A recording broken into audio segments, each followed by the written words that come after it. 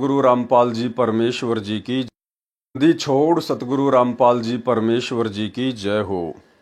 परमपिता परमात्मा सारी सृष्टि के रचनहार कुल मालिक असंख्य ब्रह्मांडों के स्वामी जगत गुरु तीनों लोकों में प्रवेश करके सबका भरण पोषण करने वाले राजाधिराज आत्माधार नाथों के नाथ देवों के देव महादेव सर्वेश्वर महेश्वर मृत्युंजय अजरो अमर आदि अनादि सनातनी प्रभु जगत पिता जगदीश्वर श्री श्री 1008 की उपाधि के वास्तविक अधिकारी अकाल मूरत शब्द स्वरूपी राम वासुदेव सर्वगतम ब्रह्म परम पूजे प्रथम पूजे परम संत परम पुरुष परम धनी परम दयालु सत्य कबीर हक्का कबीर अल्लाहु अकबर बाखबर अल्लाह ताला जगत के तारणहार जगत के मुक्तिदाता जगत के जगन्नाथ हारे के सहारे हिंदुओं के राम मुसलमानों के अल्लाह सिखों के वाहिगुरु दया के सागर दयानिधि करुणा के सागर करुणानिधि स्वयंभू परिभू संकट मोचन कष्ट हरण मंगल करण दुख भंजन अविगत कबीर निर्विकार निर्विषम परमात्मा अलय अलेख सतगुरु आदि अनादि सतगुरु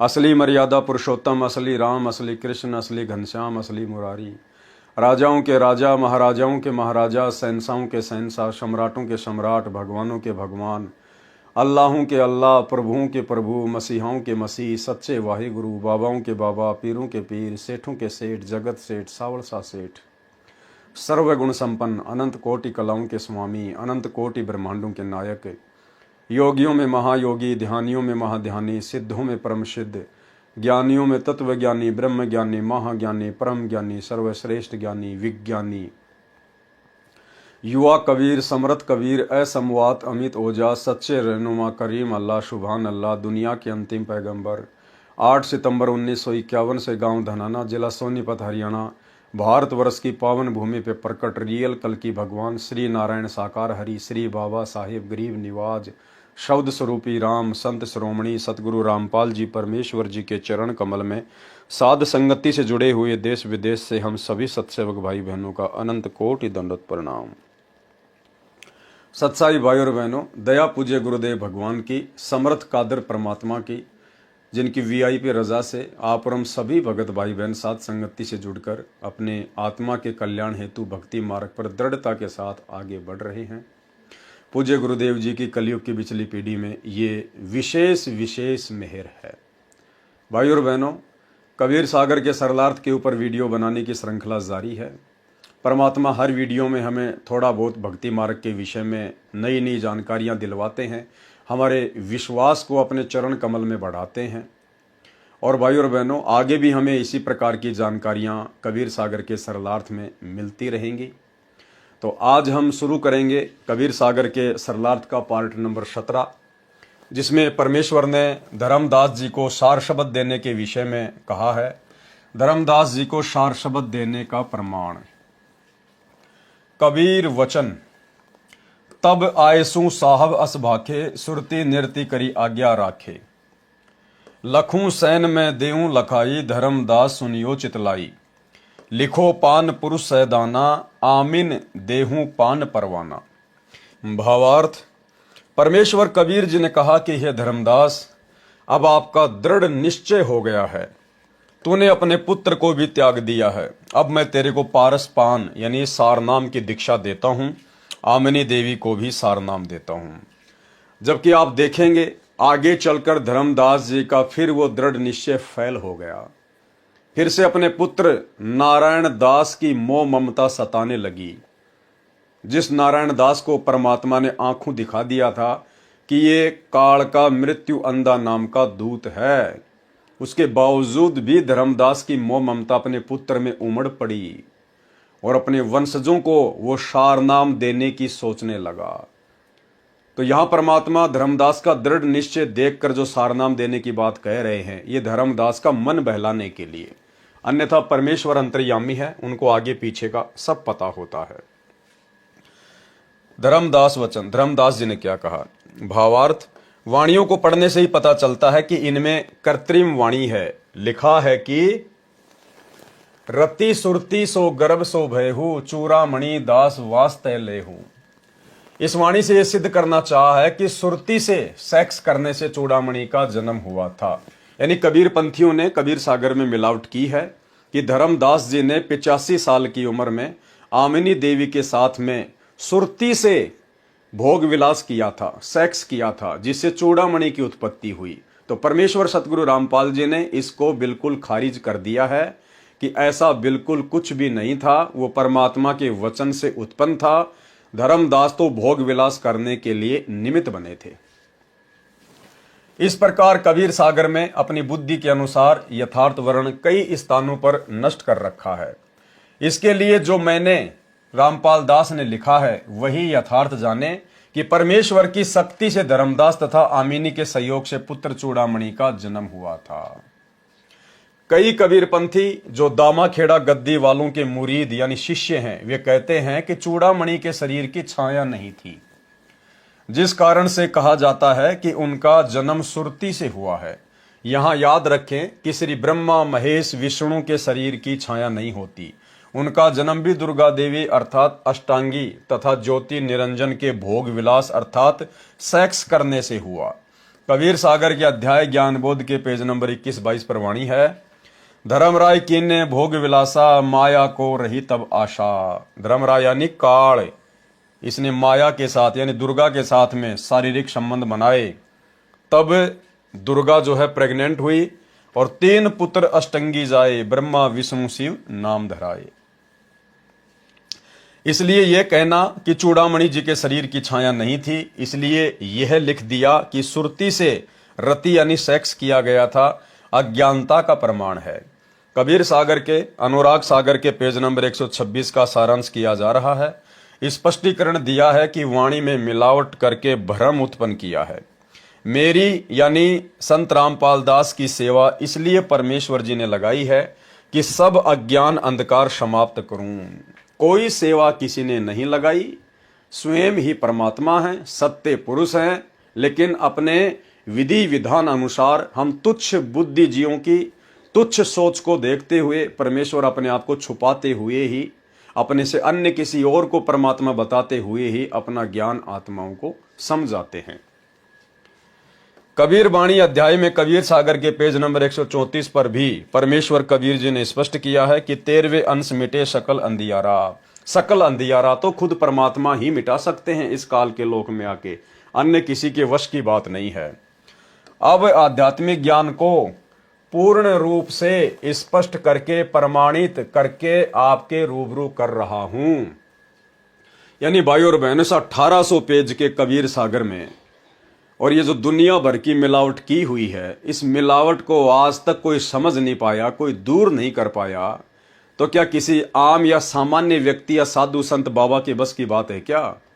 तो परमेश्वर अंतर्यामी वो 1 सेकंड में देख लेते हैं कहाँ क्या हो रहा है, कहाँ क्या नहीं है, कहाँ मिलावट है, कहाँ सही है। और बाकी तो परमात्मा लोक दिखावे में पेज वगैरह आगे पीछे करने की, उनको अंडरलाइन करने की केवल लीला करते हैं, अन्यथा परमेश्वर को देखने की आवश्यकता नहीं है कि कहां कहां मिलावट है। वे तो 1 सेकंड भी नहीं लगे, परमात्मा बिल्कुल मिलावट भी देख ले और उसको क्लियर भी कर दे और नया ग्रंथ भी बना दे। जिस प्रकार गुरुदेव ने बताया पिछले वीडियो में कबीर सागर के सरलार्थ में कि एक दिल्ली का राजा था, उसने कहा कि मैं कबीर जुलाहे को परमात्मा मान लूंगा यदि वो 13 कागज गाड़ियों को 60 घंटे में पूरा लिख दें तो।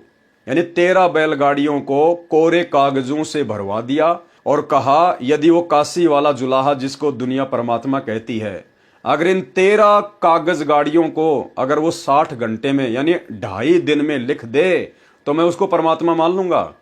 परमात्मा ने एक डंडी मारी थी, बस 1 सेकंड में 13 गाड़ियां लिखी गई। उसके बाद भी राजा ने लोकलाज में आके उनको परमात्मा नहीं माना। तो भाई और बहनों, सतगुरु जो चावे सो कर ही 14 कोटि दूत यम डर ही, ऊत भूत जम त्रास निवारे और चित्रगुप्त के कागज फाड़े। जो सतगुरु रामपाल जी भगवान चित्रगुप्त के कागजों को 1 सेकंड में फाड़ दे, उस परमेश्वर के लिए 1800 पेज के कबीर सागर को देखकर, मिलावट को देखकर और फिर शुद्धिकरण करने में कितना टाइम लगेगा? सेकंड का भी 100वां हिस्सा, करोड़वां हिस्सा, फ्रैक्शन ऑफ सेकंड। लेकिन ये परमात्मा तो लीला करते हैं, उसको देखने की, फिर उसमें कमियां निकालने की, अंडरलाइन करने की, फिर पुस्तक लिखने की। अनुराग सागर के पेज नंबर 127 से 128 का सारांश। इन दोनों प्रश्नों पर वृत्तांत यह है कि परमेश्वर कबीर जी ने चूड़ामणि जी को दीक्षा दी तथा गुरु पद दिया। कहा कि हे धर्मदास, तेरे 42 वंश का आशीर्वाद दे दिया है और तेरे वंश मेरे वचन वंश चूड़ामणि को कड़ीहार तारणहार का आशीर्वाद दे दिया है। तेरे वंश से दीक्षा लेकर जो मर्यादा में रहकर भक्ति करेगा उसका कल्याण हो जाएगा। परंतु सार शब्द इस दीक्षा से भिन्न है। मैंने 14 कोटि ज्ञान कह दिया, परंतु सार शब्द इससे अलग है। अन्य नाम तो तारे जानो, सार शब्द को सूर्य जानो। वो सूर्य तो वर्तमान में ही प्रकट होना था। इस सूर्य ने तो इस 13वें वंश में ही सकल उजियारा करना था और स्वयं वो सूर्य, वो सार शब्द, वो विदे परमात्मा सत्य पुरुष कबीर देव 8 सितंबर 1951 को शिशु रूप में गांव धनाना जिला सोनीपत हरियाणा में प्रकट हुए और उसके बाद सन 1994 से परमेश्वर ने सकल उजियारा कर दिया ज्ञान आधार से और कुछ ही दिनों में पूरा विश्व प्रकाशित हो जाएगा। अनुराग सागर के पेज नंबर 129 का सारांश। धर्मदास वचन। धर्मदास विनती अनुसारी, हे प्रभु मैं तुम्हारी बलिहारी। जीवन काज वंश जग आवा, सो साहिब सब मोही सुनावा। वचन वंश चीने जो ज्ञानी, ताके नहीं रोके दुर्ज्ञानी। पुरुष रूप हम वंश ही जाना, दूजा भाव न हृदय आना। नौतम अंश प्रगट जग आए, सो मैं देखा ठोक बजाए। तब हूँ मोही संशय एक आवे, करहूँ कृपया जाते मिट जावे। हम कहें समर्थ दीन पठाई, आए जग तब काल फसाई। कि परमात्मा मुझे एक शंका है, आपने मुझे चूड़ामणि की आत्मा भी दिखा दी, सारे काम कर दिए, लेकिन मालिक मुझे एक शंका हो गई है। आप कह रहे हैं कि मैं भी मिनी सतलोक से आया था, मेरा नाम भी सुकृत है, मैं भी आपका अंश हूं, और जो चूड़ामणि आएगा वो भी मिनी सतलोक से आएगा, उसका नाम भी नौतम दास है, वो भी आपका अंश है। तो भगवान जिस प्रकार आपका अंश होते हुए इस काल ने मेरे को अपने जाल में फंसा लिया, तो क्या नौतम दास को नहीं फंसा सकता? क्या चूड़ामणि को नहीं फंसा लेगा? परमात्मा मेरी शंका का निवारण कीजिए। तुम तो कहो मोहि सुकृत अंसा, तब हूं काल कराल मुहि डंसा। ऐसे ही जो वंशन कह होई, जगत जीव सब जाय बिगोई। अगर उस आने वाले चूड़ामणि को भी काल ने भ्रमित कर दिया तो पूरे संसार का नाश हो जाएगा। ताते करहूं कृपया दुख भंजन, वंशन छले नहीं काल निरंजन। और कछु में जानू नाही, मोर लाज प्रभु तुम कह आई। भावार्थ, धर्मदास जी ने शंका की और समाधान चाहा कि हे परमेश्वर जी, आपने मेरे वंश यानी बिंद वालों को कड़ीहार नाद दीक्षा देकर मोक्ष करने वाला बना दिया। मुझे एक शंका है कि जैसे आपने मुझे कहा कि तुम सुकृत अंश हो, संसार में जीवों के उद्धार के लिए भेजा है, आगे मेरे को काल ने फंसा लिया। आप मुझे सुकृत अंश कहते हो तो भी मेरे को काल कराल ने डस लिया, यानी अपना रंग चढ़ा दिया। मैं धर्मदास काल के पुत्र श्री विष्णु पर पूर्ण कुर्बान था। आपने राह दिखाया और मुझे बचाया। कहीं काल मेरे वंश वालों के साथ भी छल कर दे तो संसार के जीव कैसे पार होंगे? वे सब नष्ट हो जाएंगे। इसलिए हे दुख भंजन, ऐसे दया करो कि मेरे वंश वालों का काल निरंजन ना ठग सके। मैं और अधिक कुछ नहीं जानता, मेरी लाज आपके हाथ में है। कबीर वचन। अनुराग सागर पेज नंबर 130 से 137 का सारांश। कबीर परमेश्वर जी ने बताया कि हे धर्मदास, काल बड़ा छलिया है। इसने पहले तो मेरे से 3 युगों में जीव थोड़े पार करने तथा कलयुग में जितने मर्जी पार कर देना, ये वर मांग लिया। बाद में कहा कि मेरे अंश काल के दूत पहले भेजूंगा, जो तेरे कबीर नाम से 12 पंथ चलाएंगे। उनके 4 मुखिया होंगे, अन्य भी होंगे। उसने अपने 4 मुख्य दूतों से कहा कि जगत में मेरा शत्रु कबीर जाएगा। यानी जब जोगजीत रूप में कबीर परमात्मा से काल का एग्रीमेंट हो गया, उसने सारे वरदान मांग लिए। उसके बाद काल ने अपने 4 विशेष दूतों को बुलाया, जय विजय रंभ कुरंभ। उनमें जय सबसे ज्यादा बदमाश है, खतरनाक बताया गुरुदेव ने। और काल ने कहा कि जगत में यानी नीचे एक मेरा शत्रु है कबीर, वो नीचे जाएगा, कबीर नाम से अपना पंथ चलाएगा और अपनी जो है बुराई करेगा, सच्चाई बताएगा, पोल खोलेगा, और तुम जाकर जीवों को भ्रमित करो। उस कबीर को शत्रु घोषित करवा दो जीवों से कि ये कुछ नहीं जानता अध्यात्म के बारे में, शास्त्रों के बारे में। और जो ब्रह्म है, ज्योति निरंजन है, वो ही परमात्मा है। ओम नाम ही सबसे बड़ा है। उसने अपने 4 मुख्य दूतों से कहा कि जगत में मेरा शत्रु कबीर जाएगा, वह कबीर नाम से पंथ चलाएगा। भव सागर उजाड़ना चाहता है, कोई अन्य लोक सुखदाई तथा अन्य सत्यपुरुष बताएगा, वो झूठ बोलता है। तुम जाओ, मेरी भक्ति दृढ़ाओ। इस प्रकार उसने काल निरंजन ने अपने दूत भेजे हैं। और भाई और बहनों, उस काल निरंजन के, अब ये तो मुझे नहीं पता कि जय विजय रंभ कुरंभ है या नहीं है। और भाई और बहनों, उसी काल के दूत वर्तमान में सतगुरु रामपाल जी के परिवार वाले बने हुए हैं। सीधे तौर पर भक्तों को संत रामपाल जी की बुराई करने को नहीं कहते, संत रामपाल जी से राग द्वेष ईर्ष्या करने को नहीं कहते, लेकिन काल प्रेरणा से गुप्त रूप में संत रामपाल जी के सत्संग और भक्ति विधान के विरुद्ध सारे कुकर्म करवाकर संगत को काल के मुख में ठोकरें। राजनीति करवाना संत रामपाल जी के भक्ति मार्ग में नहीं है, लेकिन काल के दूतों ने करवा दी, उनके परिवार वालों ने करवा दी। गांव वालों के लिए स्टेडियम बनाना, खेल का स्टेडियम बनाना, बैडमिंटन का, संत रामपाल जी के भक्ति मार्ग में नहीं है, लेकिन काल के दूतों ने बनवा दिया। संगत के दान का पैसा बर्बाद करवा दिया। गुंडों की सीबीआई जांच का समर्थन संत रामपाल जी के भक्ति मार्ग में नहीं है, लेकिन काल के दूतों ने करवा दिया।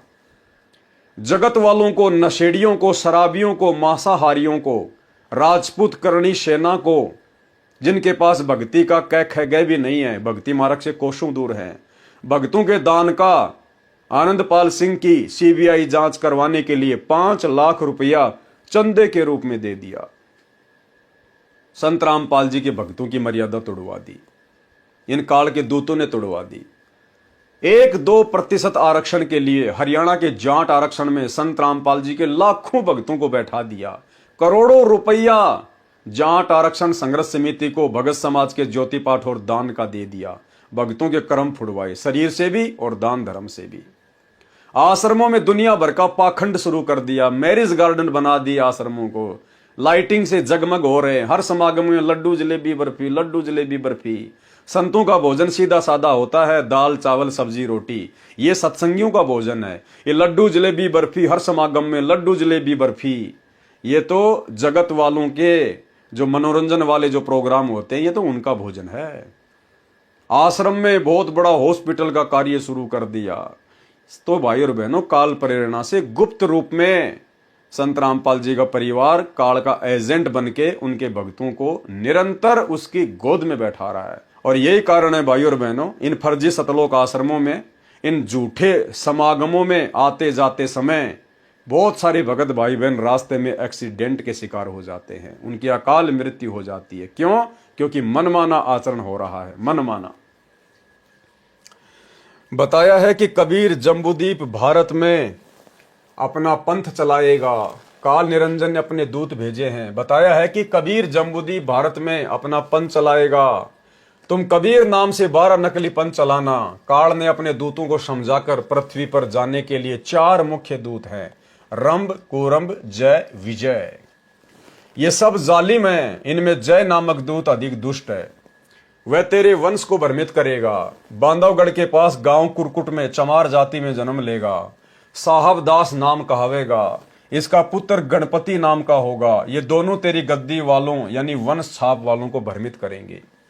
वे झंग शब्द का उच्चारण करेंगे, यही दीक्षा मंत्र होगा। काल ने एक झांझरी द्वीप की रचना कर रखी है, उसमें काल का बाजा बजता है, वही काललोक वाली भंवर गुफा में सुनता है। आरती चौका करेंगे और अपने पंथ को वास्तविक कबीर पंथ बताकर तेरे वंश को विचलित करेंगे। धर्मदास की पीढ़ी वालों को काल ने छला। किस प्रकार से फिर धर्मदास की पीढ़ी वालों को काल बलि ने भ्रमित किया। अनुराग सागर पेज नंबर 138 से 142 तक का सारांश। अनुराग सागर के पेज नंबर 138 से 142 के सरलार्थ की विस्तृत जानकारी तथा दीक्षा देने की विधि कबीर सागर के अनुसार कृपया पढ़ें। इसी पुस्तक कबीर सागर का सरलार्थ में ज्ञान सागर के सारांश में क्रमशः पेज नंबर 77 से 80 तक, पृष्ठ 52 में से 108 तक। संक्षिप्त वर्णन यहां करना भी अनिवार्य है, जो इस प्रकार है। पृष्ठ 138 पर भविष्य कथन अलग व्यवहार। परमेश्वर कबीर जी ने कहा कि हे धर्मदास, जो कुछ आगे तेरे वंश में होगा और कैसे तेरे 42 वंश तथा जगत के अन्य जीवों को पार करूंगा। जो कुछ आगे होए है भाई, सो चरित्र तो ये कहूं बुझाई। जो आगे होगा वह चरित्र पूछो धर्मदास। जब तक तुम शरीर में रहोगे तब तक काल निकट नहीं आएगा। तेरे शरीर त्यागने के पश्चात काल तेरे वंश के निकट आएगा और तेरे वंश का यथार्थ नाम दीक्षा खंडित करेगा। तेरे वंश वालों में यह अभिमान होगा कि हम धर्मदास के कुल के हैं, क्योंकि भाई और बहनों बिंद वालों में हमेशा अभिमान होता ही होता है। और वही अभिमान वर्तमान में संत रामपाल जी के परिवार में, उनके भाई में, उनके बेटा बेटियों में स्पष्ट दिखाई देता है। अन्यथा हमारे गुरुदेव भगवान ने तो कभी अपने जीवन में किसी सरपंच के साथ में भी खड़े होकर फोटो नहीं खिंचवाई, जबकि गुरुदेव के दोनों लड़के गुरुदेव के जेल जाने के बाद राजनेताओं के उपग्रह बने फिर रहे हैं, उनके तलवे चाट रहे हैं कि हो सकता है हमें भी राजनीति में आने का मौका मिल जाए, कोई विधायक वगैरह की कोई टिकट मिल जाए। और गुरुदेव के दोनों सुपुत्र राम और लखन, मनोज और वीरेंद्र, दोनों एक बीजेपी नेता के, एक लेफ्ट में खड़ा है एक राइट में खड़ा है, और अपना सौभाग्य समझ रहे हैं कि हमें बीजेपी नेता के कंधे के पास में खड़ा होने का सौभाग्य प्राप्त हो गया।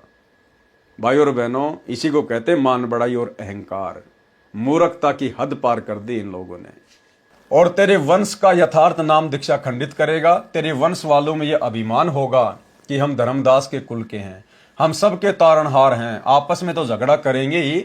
वे जो मेरा भेजा नाद यानी वचन का पुत्र यानी शिष्य यानी गुरुदेव अपने लिए संकेत कर रहे हैं, परंपरा वाले से जो मेरा सुपथ यथार्थ कबीरपंथ चलाएगा उसकी निंदा करके पाप के भागी होंगे। यानी धर्मदास, जब मैं बिचली पीढ़ी में जाऊंगा अपना 13वां यथार्थ कबीरपंथ चलाऊंगा तो वो मेरे साथ में भी झगड़ा करेंगे, मेरी भी निंदा चुगली करेंगे और पाप के भागी बनेंगे। पार तो हो ही नहीं सकते। परमेश्वर ने स्पष्ट कर दिया, धर्मदास के वंश वाले, धर्मदास की गुरु गद्दी वाले, ये जितने भी कबीरपंथी हैं, विशेषकर दामाखेड़ा वाले, ये संत रामपाल जी से दीक्षा नहीं लेंगे, मानवश अहंकारवश, इसलिए पार नहीं हो पाएंगे। इसलिए भाई, धर्मदास जी की गुरु गद्दी वालों से जितनी भी जनता चिपकी पड़ी है, भाई आप लोगों का सौभाग्य है अगर उन काल के दूतों से अपना पीछा छुड़वा के परम संत सतगुरु रामपाल जी के शरण में आ सको तो धर्मदास की गुरु गद्दी वाले पार नहीं होंगे। परमात्मा अंतर्यामी है, उन्होंने आगे की बता दी। क्योंकि जो बिंद वाले होते हैं वो अभिमानी होते हैं, उनमें मान बढ़ाई का जहर भरा होता है। बताओ, उनके आज वर्तमान में कई करोड़ों की संख्या में शिष्य हैं, और वे हम तो धर्मदास की गद्दी से हैं, हमारे को मोक्ष का अधिकार है। वो कैसे संत रामपाल जी से दीक्षा ले लेंगे जिनके मुट्ठी भर भी भगत नहीं है। तो भाई और बहनों, परमात्मा ने स्पष्ट कर दिया कि वो पार नहीं हो पाएंगे। इसलिए अपने वंश को समझा देना कि जब काल का दाव लग जाए, वंश परंपरा कुपथ पर चले, तो मैं अपना नाद शिष्य परंपरा वाला अपना अंश भेजूंगा, उसको प्रेम से मिलें, उससे दीक्षा ले लें। जैसे मेरा पुत्र कमाल था, यानी परमात्मा धर्मदास को बता रहे हैं उस समय अपने मुंह बोले पुत्र कमाल के विषय में, जैसे मेरा पुत्र कमाल था जिसको मैंने मृतक से जीवित किया था, उसको दीक्षा भी दी थी, वह स्वयंभू गुरु बन गया था, अपना जीवन नष्ट किया और अनेकों को भी ले डूबा। ठीक इसी प्रकार वर्तमान में संत रामपाल जी के दोनों बेटे, उनका भाई, लाखों की संगत से राजनीतियां करवा के उनको डुबो रहे हैं, उनका सत्यानाश करा रहे हैं, भक्तों के दान धर्म का आडंबर और पाखंड में खर्च करके उनका सत्यानाश कर रहे हैं। विस्तार से वर्णन अध्याय कमाल बोध के सारांश में पेज नंबर 431 से 437 पर पढ़ें। पेज नंबर 139 पर, कमाल को अभिमान हो गया था, मैंने उसको त्याग दिया था, मेरे को अहंकारी प्राणी पसंद नहीं है, हम तो भक्ति के साथी हैं, हाथी घोड़ों को नहीं चाहता, जो प्रेम भक्ति करता है उसको हृदय में रखता हूं। इसलिए नाद पुत्र को, शिष्य परंपरा वाले को दीक्षा देने का अधिकार यानी गुरुपद सौंपूंगा। भाई और बहनों, ये परमात्मा वर्तमान में संकेत कर रहे हैं। ये सतगुरु रामपाल जी भगवान ने वर्तमान में संकेत कर दिया कि मेरे परिवार वालों के पास आगे चल के कोई सेवा नहीं होगी। मेरे जो वचन के बेटा बेटी होंगे, जो योग्य होंगे, जो मेरे आज्ञाकारी होंगे, मैं उन्हीं को सारी सेवाएं आने वाले समय में सौंपूंगा। ये परमेश्वर वर्तमान के लिए संकेत कर रहे हैं। कमाल को अभिमान हो गया था, मैंने उसको त्याग दिया था। मेरे को अहंकारी प्राणी पसंद नहीं है। हम तो भक्ति के साथी हैं, हाथी घोड़ों को नहीं चाहता। जो प्रेम भक्ति करता है उसको हृदय में रखता हूं। इसलिए नाद पुत्र को यानी शिष्य परंपरा वाले को दीक्षा देने का अधिकार यानी गुरुपद सौंपूंगा। गुरुपद का मतलब परमेश्वर उसको तमाम प्रकार की व्यवस्थाएं सौंपेंगे। बाकी गुरु तो सतगुरु रामपाल जी के बाद में कोई रहेगा ही नहीं, शरीर रूप में तो कोई गुरु होगा ही नहीं। नाम दीक्षा उनके इलेक्ट्रॉनिक शरीर से दी जाएगी, डीवीडी वगैरह से दी जाएगी। लेकिन आगे की जो सेवाएं होंगी, जो मैनेजमेंट का कार्य होगा, वो परमात्मा अपने वचन के शिष्यों के हाथों में ही सौंप कर जाएंगे, सब कुछ सेट करके। इसलिए नाद पुत्र को शिष्य परंपरा वाले को दीक्षा देने का अधिकार यानी गुरुपद सौंपूंगा। मेरा पथ नाद से ही उजागर होगा।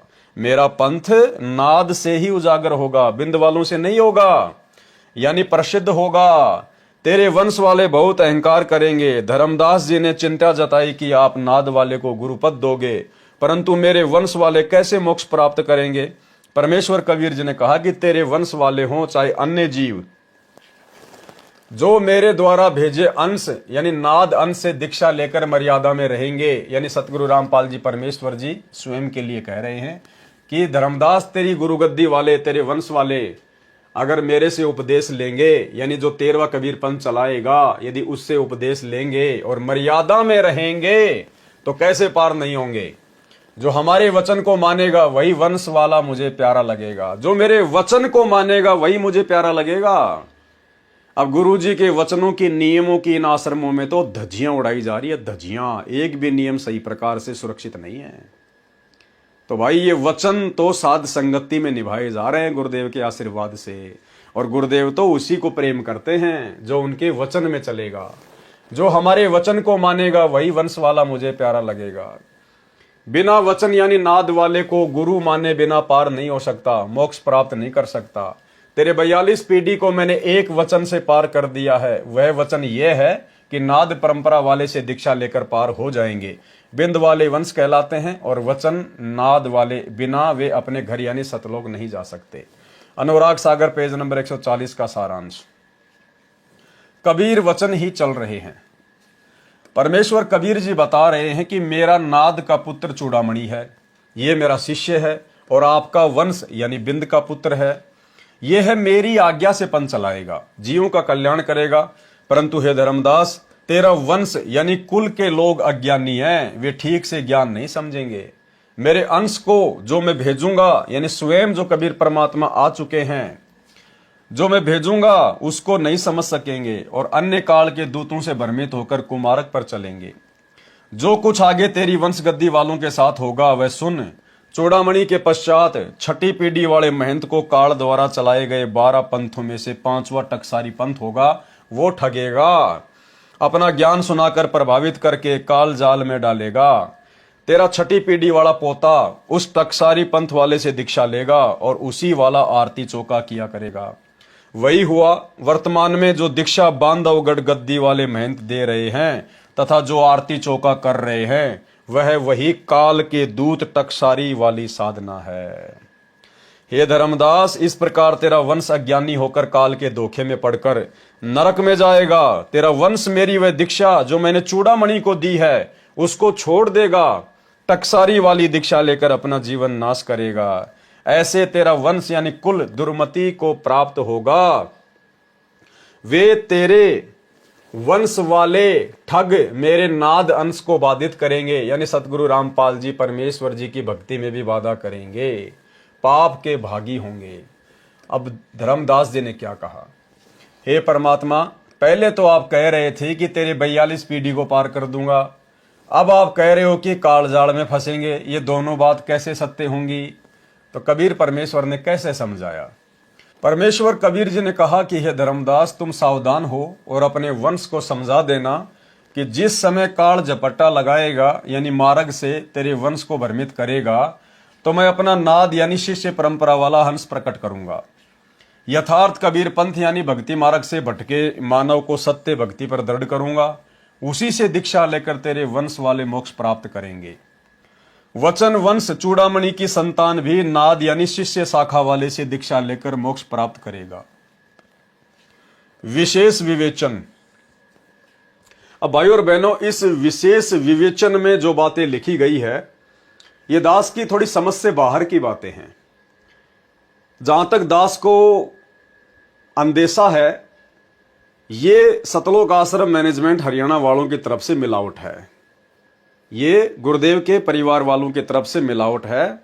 जब इन्होंने सन 2016 में इस कबीर सागर को छपवाया, क्योंकि गुरुदेव ने तो 2012 में अपने हाथ से कॉपी पेन से लिख के छोड़ दिया था। 2014 में बरवाला कांड हो गया। फिर 2016 में संगत में सतलोक आश्रम मैनेजमेंट हरियाणा वालों ने इस कबीर सागर को प्रिंट करके जो है वो बंटवाया।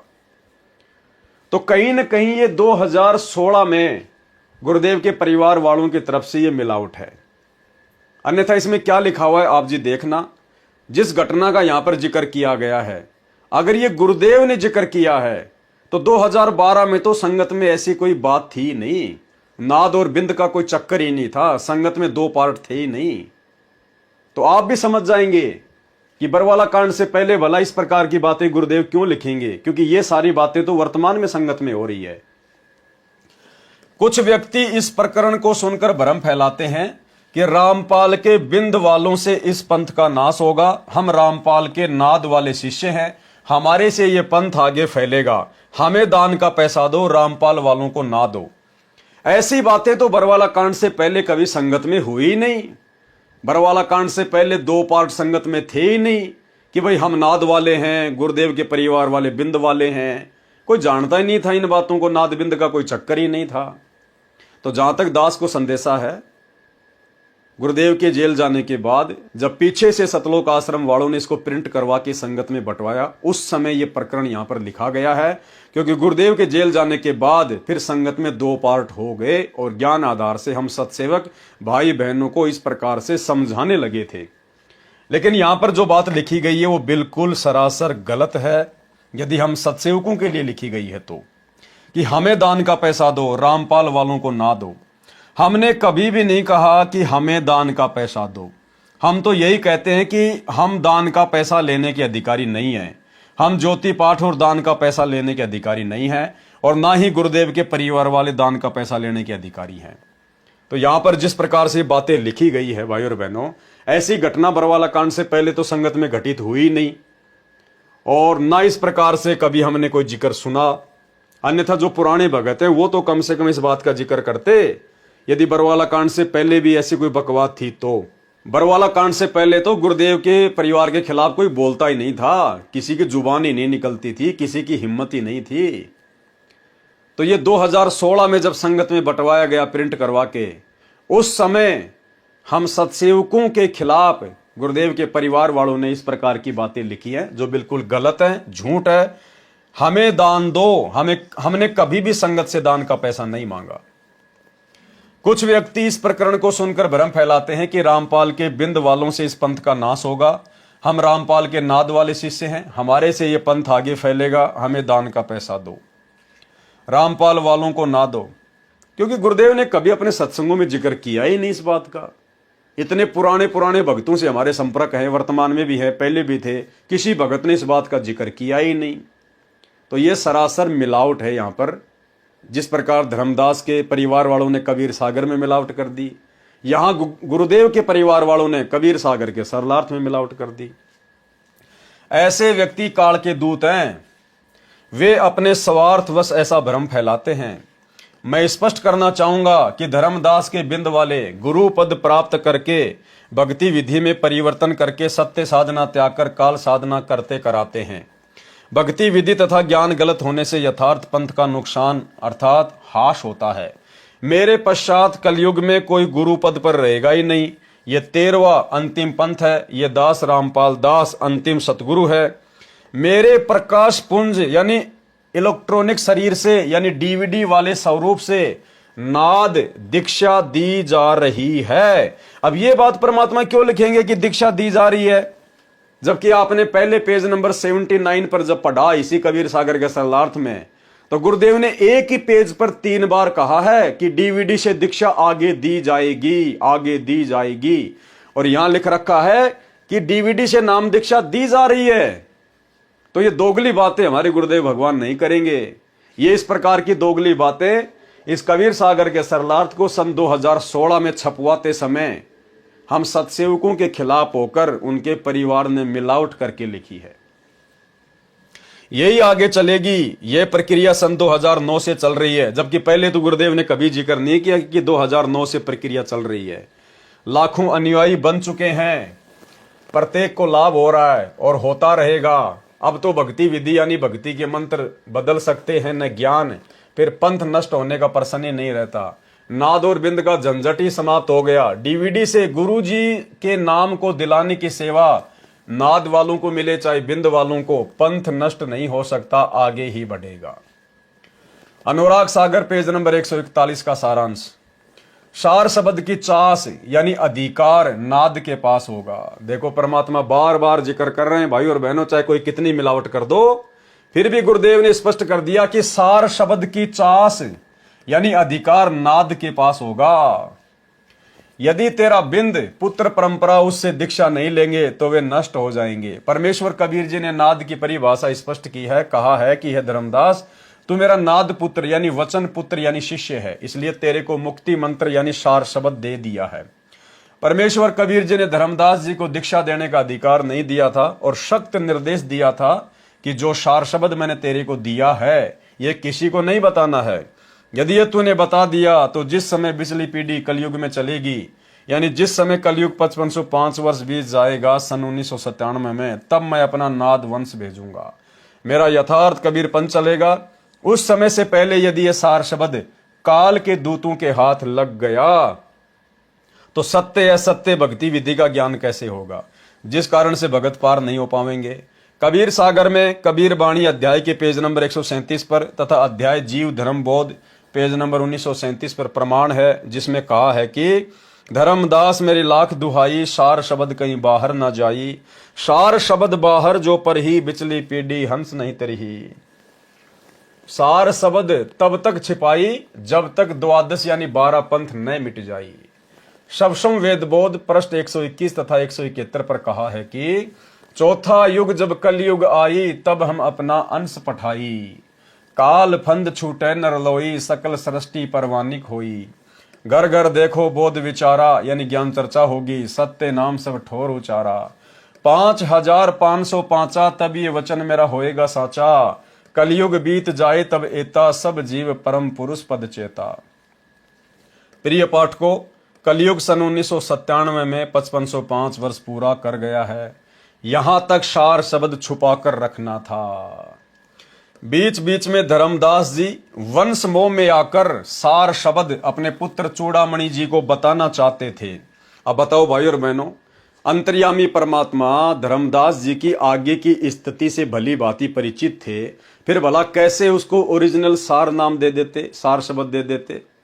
तो परमेश्वर ने उसको जो भी दिया केवल उसका मन बहलाने के लिए। उसी समय अंतर्यामी परमेश्वर कबीर जी प्रकट होकर कुछ दिन साथ रहकर उसको दृढ़ करते थे। अंत में धर्मदास जी को जगन्नाथपुरी में जीवित समाधि दे दी, यानी जीवित ही पृथ्वी में दबा दिया। धर्मदास जी ने स्वयं कबीर जी से कहा था कि हे परमेश्वर, मैं पुत्र मोह वश होकर सार शब्द बता सकता हूं, मेरे वश से बाहर की बात हो चुकी है, आप मुझे सत्य लोक भेज दो, नहीं तो बात बिगड़ जाएगी। तब धर्मदास जी को जीवित समाधि दी गई थी।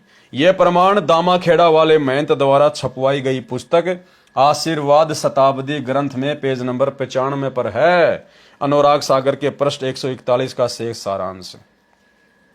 कबीर परमेश्वर जी ने कहा कि हे धर्मदास, चारों युगों में देख ले, मेरे यथार्थ कबीर पंथ को नाद परंपरा ने प्रसिद्ध किया है। गुरुदेव भगवान कह रहे हैं कि चारों युगों का इतिहास उठा के देख लो, मेरे यथार्थ कबीर पंथ को मेरे वचन के बेटा बेटियों ने, मेरे नाद वाले बेटा बेटियों ने, शिष्य और शिष्याओं ने ही प्रसिद्ध किया है। मेरे परिवार वालों ने, मेरे बिंद वालों ने हमेशा इसका सत्यानाश ही किया है। क्या निर्गुण क्या सरगुण है, नाद बिंद पंथ नहीं चलेगा। यदि तेरे बिंद वाले उससे दीक्षा लेंगे तो वे पार हो जाएंगे। तेरे बिंद वालों को इस प्रकार 42 पीढ़ी को पार करूंगा। जब कलयुग 5505 वर्ष पूरा करेगा, उसके पश्चात सर्व विश्व दीक्षित होगा, तो धर्मदास जी के वंशज भी दीक्षा लेकर कल्याण कराएंगे। यदि नाद की आशा बिंद यानी परिवार यानी वंश वाले छोड़ देंगे, तो तेरे बिंद पीढ़ी वाले काल के जाल में फंसेंगे। ठीक इसी प्रकार यदि सतगुरु रामपाल जी के परिवार वाले यदि सात संगतियों से नहीं जुड़ते हैं, संत रामपाल जी के नाद वालों से नहीं जुड़ते हैं, तो भाई बिल्कुल भी बात नहीं बनेगी। चाहे कितने आश्रम बना दो, कितने स्टेडियम बना दो, कितने मिट्टी के गधे घोड़े बना दो, कुछ भी हासिल नहीं होने वाला। अगर वास्तव में पूर्ण मोक्ष प्राप्त करना है इसी जन्म में, तो भाई सात संगति से जुड़ना पड़ेगा। सत्सेवकों के साथ में राग द्वेष ईर्ष्या छोड़कर बिल्कुल मैत्री भाव से कंधा मिलाकर परमेश्वर के मिशन को आगे बढ़ाने में सहयोग देना होगा। इन पत्थरों में पैसा बर्बाद करवा कर तुम लोगों ने जो ड्रामा कर दिया है ना, समय रहते दी माफी नहीं मांगी गुरुदेव भगवान से, चरणों में नहीं गिरे और साध संगतियों से नहीं जुड़े यदि गुरुदेव के परिवार वाले, भाई दुर्गति है दुर्गति। इसलिए हे धर्मदास, अपने बिंद को सतर्क कर देना, अपना कल्याण कराएं। परमेश्वर कबीर जी का कहना है कि बिंद वाले नाम को बदलकर यथार्थ भक्ति नष्ट कर देते हैं। वर्तमान में वह समस्या नहीं रहेगी, क्योंकि अब कोई उत्तराधिकारी गुरु रूप नहीं होगा। दीक्षा डीवीडी से दी जा रही है। नाम दीक्षा दिलाने की सेवा चाहे नाद वाले करो चाहे बिंद वाले, यानी अभी तक गुरुजी ने किसी को आदेश दिया नहीं है। अगर आदेश दे दिया होता तो यह नाद बिंद का चक्कर समाप्त हो जाता। परमात्मा कहते कि मैंने नाद वालों को दे दी या फिर बिंद वालों को दे दी, और उस व्यक्ति का नाम भी बता देते, लेकिन अभी तक ऐसा कुछ भी नहीं है। भक्ति विधि सही रहेगी, इसलिए पंथ को कोई हानि नहीं होगी। अनुराग सागर के पृष्ठ 142 का सारांश।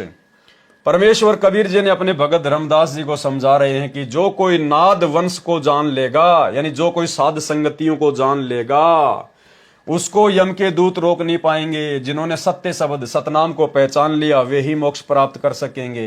तेरे वंश वाले जो चूड़ामणि की संतान है, वही सफल होगा जो नाद वंश की शरण न छोड़े। तुम्हारा बिंद यानी संतान नाद यानी शिष्य परंपरा वाले के साथ मोक्ष प्राप्त करेगा, करेगी।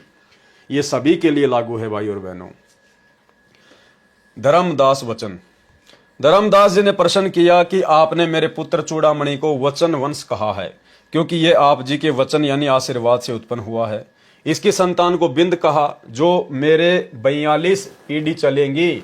आप ये भी कह रहे हो कि मेरे बिंद परंपरा यानी महंत गद्दी वाले, नाद यानी शिष्य परंपरा वाले से दीक्षा लेकर पार हो सकते हैं। वे आप जी ने नाद वंश के अधीन बता दिए। फिर बिंद वाले क्या करेंगे यदि नाद से ही जगत पार होना है तो? कबीर वचन।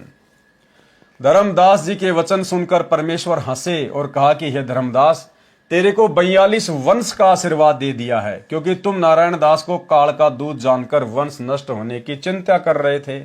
इसलिए तेरे वंश की शुरुआत आपके नेक पुत्र से की है।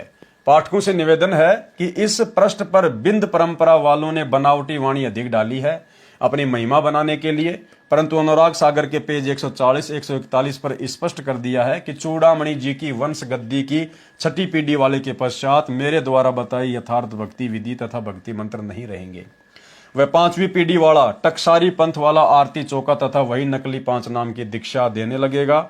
इसलिए तेरे बिंद वाले काल जाल में रह जाएंगे। यदि वे मेरे द्वारा भेजे गए नाद अंश से दीक्षा ले लेंगे तो तेरी 42 पीढ़ी मोक्ष प्राप्त करेगी। इस प्रकार तेरे 42 वंश को पार करूंगा। उस समय जब पूरा जगत ही दीक्षा प्राप्त करेगा तो तेरी संतान भी दीक्षा लेगी। ये वर्णन पृष्ठ 140-141 के सारांश में स्पष्ट कर दिया है। अनुराग सागर के पृष्ठ 141 का सारांश। धर्मदास जी को फिर से अपने पुत्र नारायण दास का मोह सताने लगा। धर्मदास को फिर से अपने बेटे नारायण दास का, जिसमें परमात्मा ने काल रूप के दर्शन करवा दिए थे, फिर से मोह व्याप्त होने लगा। धर्मदास जी को फिर से अपने पुत्र नारायण दास का मोह सताने लगा और परमेश्वर कबीर जी से अपनी चिंता व्यक्त की कि मेरा पुत्र नारायण दास काल के मुख में पड़ेगा। मुझे अंदर ही अंदर यह चिंता खाए जा रही है, हे स्वामी उसकी भी मुक्ति करो। तो परमेश्वर ने फिर धर्मदास जी को धमकाया थोड़ा सख्त लहजे में। कबीर परमेश्वर वचन। बार बार धर्मनी समझावा, तुमरे हृदय प्रतीत न आवा। कि धर्मदास मैं तुझे बार बार समझा रहा हूं, तेरे समझ में नहीं आ रही। 14 यम तो लोक सिंधावे, जीवन को फंद कहो विलावे। अब हम चीन्या तुम्हारो ज्ञाना, जानी बुझ तुम भयो अज्ञाना। कि धर्मदास अब मैं तेरे को समझ गया हूं, तू जानबूझ के बकवाद कर रहा है, अनजान बन रहा है। पुरुष आज्ञा मेटन लागे, बिसरियो ज्ञान मोहम्मद जागे। मोह तिमिर जब हृदय छावे, बिसर ज्ञान तब काज नसावे। बिन प्रतीत भक्ति नहीं होई, बिनु भक्ति जीव तरे न कोई। बहुरी काल फांसन तोई लाग्या, पुत्र मोह तब हृदय जाग्या। प्रत्यक्ष देख सब तुम लीन्या, दास नारायण काल अधीना। कि मैंने तेरे को प्रत्यक्ष दिखा दिया कि ये नारायण दास काल के अधीन है। ताहू पर तुम पुनि हट कीन्या, फिर भी तुम हट कर रहे हो। मोर वचन तुम एक न चीन्या, तुमने मेरी एक भी बात नहीं मानी। धर्मदास जो मोशन कहिया, सो ध्यान तब हृदय न रहिया। मोर प्रतीत तुम्हें नहीं आवे, गुरु प्रतीत जगत कस लावे। भावार्थ, कबीर परमेश्वर जी ने कहा कि हे धर्मदास, अब मुझे तेरी बुद्धि के स्तर का पता चल गया। तू जानबूझकर अनजान बना हुआ है। जब तेरे को बता दिया, आंखों दिखा दिया कि नारायण दास काल का दूत है, मेरी आत्माओं को काल जाल में फांसने के लिए काल का भेजा हुआ आया है, तेरे को बार बार समझाया है, वो तेरी बुद्धि में नहीं आ रहा है। अब तेरे हृदय में पुत्र मोह से अज्ञान अंधेरा छा गया है, काल के दूत को लेकर फिर हट कर रहा है। मेरा एक वचन भी तेरी समझ में नहीं आया। हे धर्मदास, जो वचन तूने मेरे से किए थे कि मैं कभी नारायण दास को दीक्षा देने के लिए नहीं कहूंगा, अब तेरे हृदय में वह वादा भूल गया। जब तुमको मुझ पर विश्वास नहीं हो रहा, जबकि तेरे को सतलोक तक दिखा दिया, तो फिर मेरे भेजे नाद अंश जो गुरु पद पर होगा, उस पर जगत कैसे विश्वास करेगा। अनुराग सागर पृष्ठ 144 का सारांश। भाई और बहनों, इससे साबित होता है कि अंतर्यामी परमात्मा ने धर्मदास को ओरिजिनल सार नाम नहीं दिया था। परमेश्वर कबीर जी ने धर्मदास जी को बार बार वही बातें दोहराई जो पूर्व के पृष्ठ पर कही है। अनुराग सागर के पृष्ठ 145 का सारांश। धर्मदास वचन। फिर धर्मदास ने बहुत ज्यादा आधीनी दिखाई, और ये एक सुयोग्य शिष्य का लक्षण होता है। गुरु चाहे कितनी चोट मारे, गुरु हमेशा शब्द की चोट मारेगा, गुरु डांट फटकार मारेगा, और वो शिष्य के हित में होगा, भले में होगा। यदि उस डांट फटकार को शिष्य सहन कर गया, आधीनी से नीची गर्दन करके, गुरु के प्रति मन में दोष पैदा ना करके, तो बेड़ा पार है, नहीं तो कुत्ते की योनि में जाएगा। तो आप और हमें भी शिक्षा दे रहे हैं परमात्मा कि गुरु चाहे तुम्हारी परीक्षा लेने के लिए या वैसे भी एक आम संत की लीला करते हुए किसी और की शिकायत पर तुम्हें चाहे कितनी डांट फटकार क्यों ना मारे, तुम्हें कितना ही बुरा भला क्यों ना कहे, आपने अपने गुरु को अंतर्यामी परमेश्वर मानकर और अपनी परीक्षा जानकर और अपने भले की जानकर हमेशा नीची गर्दन करके, जी गुरु जी दया करो गुरु जी, आगे नहीं होगा परमात्मा, आगे नहीं करूंगा परमात्मा, क्षमा करो दाता। इसी प्रकार के भाव होने चाहिए। जिस प्रकार से गुरुदेव के रहते से इन आश्रमों में जो बकवाद हो गई थी, भगत आपस में लड़ाई झगड़ा, राग द्वेष, एक दूसरे की झूठी शिकायतें गुरुदेव के पास में भेजना, गुरुदेव से किसी की नो एंट्री करवा देना, फिर उस भगत के द्वारा गुरुदेव में दोष देखकर कि मेरी तो गलती भी नहीं थी, क्या गुरुजी को इतना भी नहीं पता, मेरी नो एंट्री कर दी, उठा के थैला अपने घर भग लिया। तो भाई और बहनों, अब हमने आगे इस प्रकार की ओछी हरकतें करके अपने गुरुदेव को नाराज नहीं करना है। सुनत वचन धर्मदास सकाने, मन ही माही बहुत पछताने। धर्मदास बहुत ज्यादा लज्जित हो गया परमात्मा के मुख से इस प्रकार की बातें सुनकर। धाई गिरे सतगुरु के पाई, और धड़ाम से गुरुदेव के पैरों में जा गिरा। हो अचेत प्रभु होई सहाई, चूक हमारी बख्शु स्वामी, विनती मानो अंतर्यामी। हम अज्ञान शब्द तुम टार्या, विनय कीन हम बारंबारा। अब मैं चरण तुम्हारे गए हूं, जो संतन की विनती करहूं। पिता जानी बालक हट लावे, गुण अवगुण चित ताही न आवे। पतित उदाहरण नाम तुम्हारा, अवगुण मोर न करहूं विचारा। भावार्थ, परमेश्वर कबीर जी के वचन सुनकर धर्मदास जी बहुत लज्जित हुए और परमेश्वर कबीर जी के चरणों में गिरकर विलाप करने लगे कि हे स्वामी जी, मैं तो अचेत यानी मंद बुद्धि हूं, मेरी गलती क्षमा करो। हे अंतर्यामी, मेरी विनती स्वीकार करो, मैं अज्ञानी हूं, मैंने आपके वचन की अवहेलना की है, मैंने ऐसे गलती की है जैसे बालक अपने पिता से हट कर लेता है। पिता बालक की गलती पर ध्यान नहीं देता, उसके अवगुण क्षमा कर देता है। आपका नाम तो पतित उद्धारण है, आप पापियों का उद्धार करने वाले हो, मेरे अवगुणों पर ध्यान ना दो, बालक जानकर क्षमा कर दो। यानी गुरु चाहे कितनी डांट मारे, पहली बात तो हमने ऐसा कोई कर्म करना नहीं जिससे हमें गुरु की डांट खानी पड़े। और फिर भी यदि गुरु हमें डांट मार देता है तो उसको प्रसाद समझकर, जैसे प्रसाद को गर्दन झुकाकर हाथ आगे फैलाकर ले लेते हैं, ऐसे हमने गुरु जी की डांट फटकार को प्यार प्रेम से ले लेना है और परमेश्वर से क्षमा ही मांगना है, सवाल जवाब नहीं। चाहे आप कितने ही बड़े राजा हरिश्चंद्र हो और आपकी झूठी शिकायतें किसी ने लगा रखी है और गुरु यदि आपको डांट फटकार मार रहा है तो इसे अपनी परीक्षा समझें, परमात्मा का प्रसाद समझें, अपनी गलतियों को स्वीकार करें कि गुरुजी हो सकता मैं नीच हूं, पापी हूं, परमात्मा मेरे से कोई गलती हो गई, मालिक क्षमा करो, आगे से नहीं होगा। ये नहीं कि गुरुजी उसने तो पहले उसकी शिकायत लगाई थी, झूठी लगाई थी, गुरुजी यो मेरी झूठी शिकायत लगा रहा है, गुरुजी मैंने ये काम किया ही नहीं। ये शब्द नहीं निकलने चाहिए गुरु के आगे। गुरु के सन्मुख वचन ना कहिए, सो शिष्य रहनी गहनी शुक्ल। चाहे आपके ऊपर कितना ही बुरा इल्जाम क्यों ना लगा दिया हो और आप बिल्कुल पाक साफ हो, फिर भी हाँ जी गुरुजी नीच हूं, परमात्मा पापी हूं, दुष्ट हूं, भगवान हो गया होगा, ये मालिक क्षमा करो, आगे ध्यान रखूंगा। इसी प्रकार से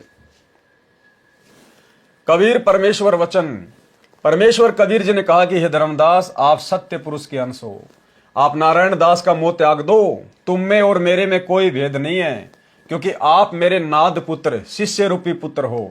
आप तो जगत में यथार्थपन चलाने के लिए आए हो, जीवों का उद्धार करने के लिए भेजा है। परमेश्वर कबीर जी ने इस प्रकार धर्मदास को उत्साहित किया।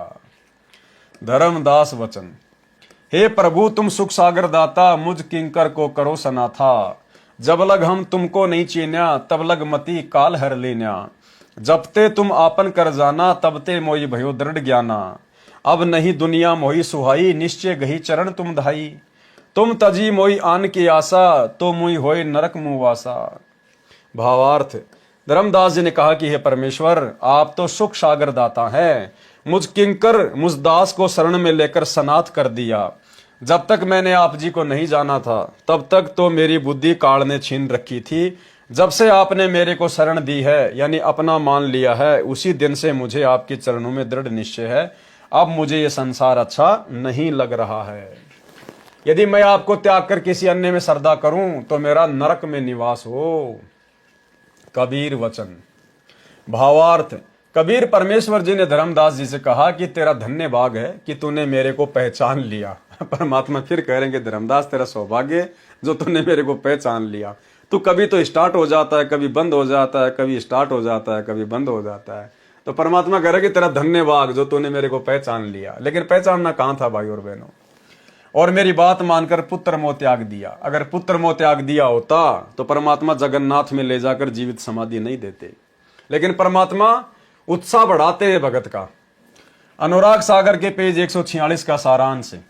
इस पृष्ठ में ऊपर की वाणी बनावटी है। ये धर्मदास जी की संतान चूड़ामणि जी वाली दामाखेड़ा गद्दी वाले महंतों की कलाकारी है। इसमें कोशिश की है यह दर्शाने की कि नारायण दास वाली संतान तो बिंद वाली है और चूड़ामणि वाली संतान नाद वाली है, ताकि हमारी महिमा बनी रहे कि हमारे से दीक्षा लेकर ही जगत के जीवों का कल्याण होगा।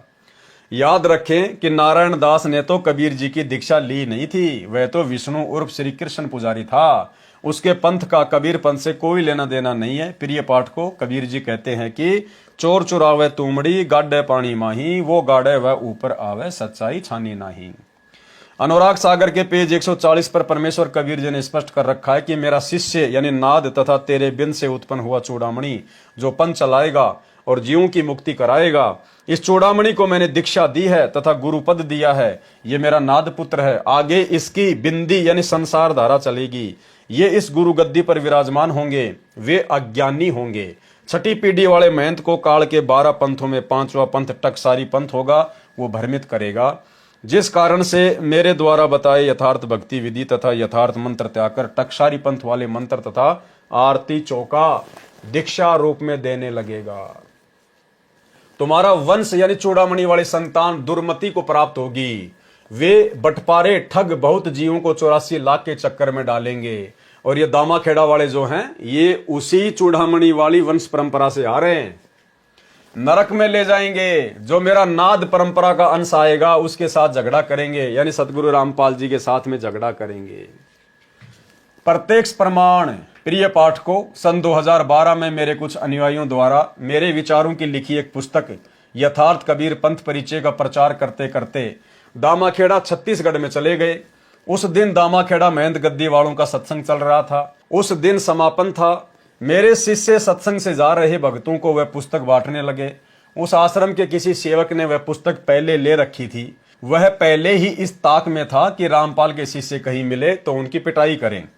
उस दिन दामाखेड़ा में ही उसने मेरे शिष्यों को सेवा करते देखा तो महंत श्री प्रकाश मुनि नाम साहिब, जो 14वां गुरु गद्दी वाला बिंदी परंपरा वाला महंत है, उसको जाकर बताया कि जो यथार्थ कबीर पंथ परिचय पुस्तक मैंने आपको दी थी, आज फिर उसी पुस्तक को रामपाल के शिष्य हमारी संगत में बांट रहे हैं।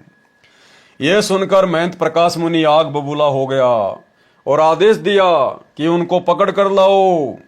उसी समय पुस्तक बांट रहे मेरे अनुयायियों में से 5 को गाड़ी में जबरदस्ती डालकर ले गए। भाइयों और बहनों, गुरुदेव ने जो बात बोल दी परम सत्य है। यानी सतगुरु रामपाल जी अंतर्यामी हैं, सबके विषय में अच्छी प्रकार से जानते हैं। तो प्रकाश मुनि आग बबूला हो गया कि पकड़ के लाओ उनको, संत रामपाल जी के शिष्यों को, और उनकी जबरदस्त पिटाई की। हाल ही कुछ दिन पहले उसी दामाखेड़ा में इनका जो आश्रम है, वहां पर प्रकाश मुनि के साथ में कुछ लड़कों ने मारपीट वगैरह कर दी, उसके साथ में या उसके बेटे के साथ में। उसके बाद में दामाखेड़ा वाले भगत जो है वो प्रदर्शन करने लग गए, एफआईआर वगैरह करवाई किसी गांव के सरपंच के खिलाफ कि उन्होंने हमारे साथ में मारपीट की है। उसके बाद में प्रकाश मुनि का इंटरव्यू आया और देखो भाई और बहनों, इतने बड़े गुरु पद पर बैठा हुआ व्यक्ति इतनी छोटी बात कर रहा है। वो कह रहा है कि हम जो कबीर पंथ वाले हैं ना, फिर हम आगे चलकर जो कबीर पंथ के हमारे भगत हैं, हम जो कबीर पंथी हैं, अगर हमारी एफआईआर वगैरह नहीं लिखी गई, अगर उन लोगों को सजा नहीं दी गई, तो फिर ये कबीर पंथी कुछ भी कर सकते हैं। जो कबीर पंथी है ना, फिर वो कुछ भी कर सकते हैं। वो प्रकाश मुनि स्टेटमेंट दे रहा है कि कबीर पंथी कुछ भी कर सकते हैं, यानी वो मार भी सकते हैं, उनको मर्डर भी कर सकते हैं। नालायकों, क्यों कबीर पंथियों को बदनाम कर रहे हो? तो ये प्रकाश मुनि के विचार हैं, लोगों को मरने मारने के लिए भड़का रहा है। तो बताओ फिर उनके भक्तों ने पिटाई क्यों नहीं की होगी संत रामपाल जी के भक्तों की उस समय? तो ये प्रकाश मुनि का छोटा सा इंटरव्यू देखो और इसके बोल वचन देखो। इन बोल वचनों को तो समाज में रहने वाला एक सामान्य बुद्धि वाला इंसान भी प्रयोग नहीं करता। वो भी शांति से काम लेता है, किसी को भड़काता नहीं है। और ये इतने बड़े गुरु पद पे बैठकर, दामाखेड़ा की गद्दी पर बैठकर कह रहा कि कबीर पंथी फिर कुछ भी कर सकते हैं। अब बताओ, ये इसके बोल वचन है? ये संत कहलाने के लायक है? ये तो भगत भी अच्छी प्रकार से कहलाने के लायक नहीं है। सुनिए। विभिन्न तरह से आपको बड़ी खबर बता दें, जहां पर दामाखेड़ा आश्रम पर हमला हुआ। प्रकाश मुनि के बेटे उदित मुनि नाम साहिब पर हमला हुआ है। सरपंच के परिवार पर हमले का आरोप है। पुलिस ने 4 आरोपियों को हिरासत में लिया है। गृह मंत्री विजय शर्मा, पूर्व विधायक शिवरतन शर्मा यहां पर पहुंचे। सिमगा तहसील के दामाखेड़ा की घटना बता रहे हैं आपको, जहां पर आश्रम में हमला हुआ। पुलिस ने 4 आरोपियों को हिरासत में लिया है। सरपंच के परिवार पर हमले का आरोप है। गृह मंत्री विजय शर्मा, पूर्व विधायक शिवरतन शर्मा यहां पर पहुंचे। सिमगा तहसील के दामाखेड़ा की ये घटना है।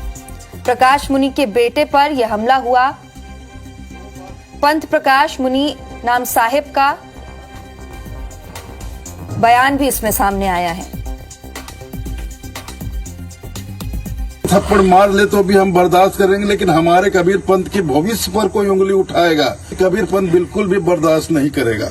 अगर पुलिस कड़ी से कड़ी कार्रवाई नहीं करेगी तो फिर कबीर पंथी लोग, जो लोग आज हमला किए, कबीर पंथी लोग उनके साथ कुछ भी कर सकते हैं, फिर इसके लिए हम जिम्मेदार नहीं होंगे। जो लोग आज हमला किए, कबीर पंथी लोग उनके साथ कुछ भी कर सकते हैं, फिर इसके लिए हम जिम्मेदार नहीं होंगे। जो लोग आज हमला किए, कबीर पंथी लोग उनके साथ कुछ भी कर सकते हैं, फिर इसके लिए हम जिम्मेदार नहीं होंगे। यह सुनकर महंत प्रकाश मुनि आग बबूला हो गया और आदेश दिया कि उनको पकड़ कर लाओ। उसी समय पुस्तक बांट रहे मेरे अनुयायियों में से 5 को गाड़ी में जबरदस्ती डालकर ले गए। अन्य शिष्य पता चलने पर भाग निकले। जिन सेवकों को दामाखेड़ा वाले पकड़ कर ले गए थे, उनको बेरहमी से मारा पीटा। उनसे कहा कि कहो, फिर नहीं बांटेंगे। उन्होंने कहा कि इसमें गलत क्या है, ये तो बताओ। उन सब मेरे शिष्यों को पीट पीट कर अचेत कर दिया, फिर मुकदमा दर्ज करा दिया कि शांति भंग कर रहे थे। 3 दिन में जमानत हुई।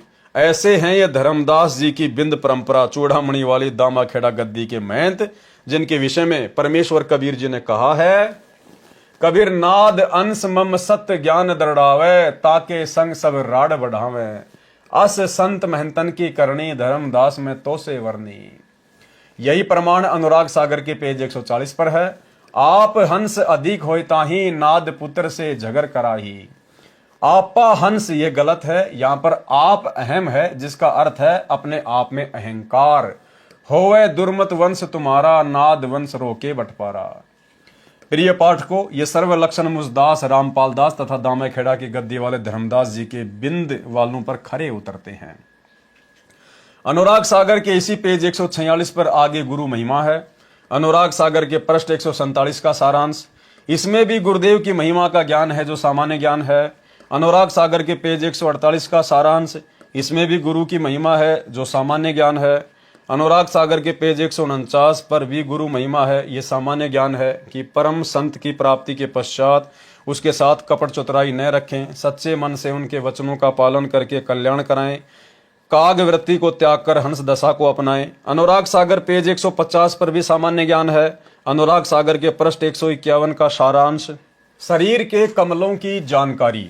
अब भाई और बहनों, आज के वीडियो में हम केवल इतना ही लेंगे।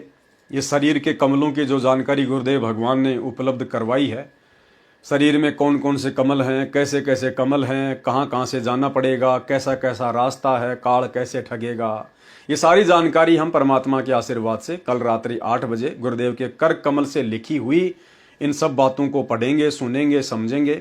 तो आज के वीडियो में केवल इतना ही, और कल रात्रि 8 बजे सभी भाई बहन लाइव जुड़िए। तब तक गुरुदेव भगवान हमें आज्ञा दें, इजाज़त दें, आशीर्वाद दें। बंदी छोड़ सतगुरु रामपाल जी भगवान की जय हो।